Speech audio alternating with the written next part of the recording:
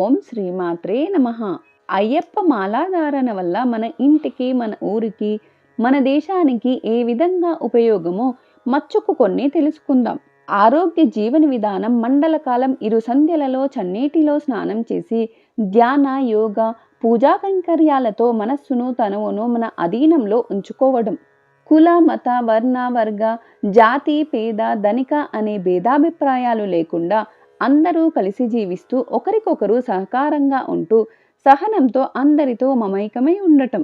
కుల మతాలకు అతీతంగా మండలకాల దీక్షలో మాలాధారణ మొదలుకొని గంధం, విభూతి, కుంకుమ, అగరవత్తులు, పూలు, పండ్లు, కొబ్బరికాయలు, కూరగాయలు, కిరాణా సామాను లాంటి ఎన్నో రకాల వస్తువుల కొనుగోలు వల్ల ఎన్నో కోట్ల రూపాయల వ్యాపారాలు జరిగి ఆయా వ్యాపారాలపై ఆధారపడ్డ వారికి జీవనోపాధి చూపించి ఆసరాగా నిలిచేది అయ్యప్ప మాల.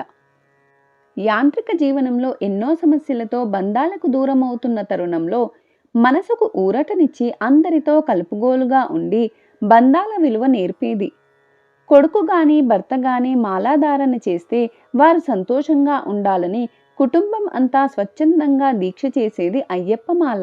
చిన్న పెద్ద అనే వారితో ఎలా నడుచుకోవాలి, తల్లిదండ్రుల పట్ల, గురువుల పట్ల, స్త్రీల పట్ల ఎలా నడుచుకోవాలని సంస్కారం నేర్పేది.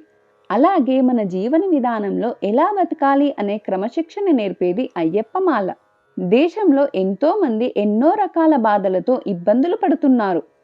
అలాంటి వారి కోసం అన్నదానాలు, రక్తదానాలు, ఆరోగ్య సేవలు, నీటి పంపిణీ, వృద్ధులకు, దివ్యాంగులకు ఎన్నో రకాల సేవా కార్యక్రమాలు అయ్యప్ప మాలాదారులు నిర్వహిస్తున్నారంటే అది అయ్యప్ప స్వామి మాలాధారణ వల్ల వచ్చిన సేవా గుణం. ఇంతటి మహత్తర దీక్ష చేయాలంటే ఎన్నో జన్మల పుణ్యఫలం కావాలి. స్వామియే శరణమయ్యప్ప.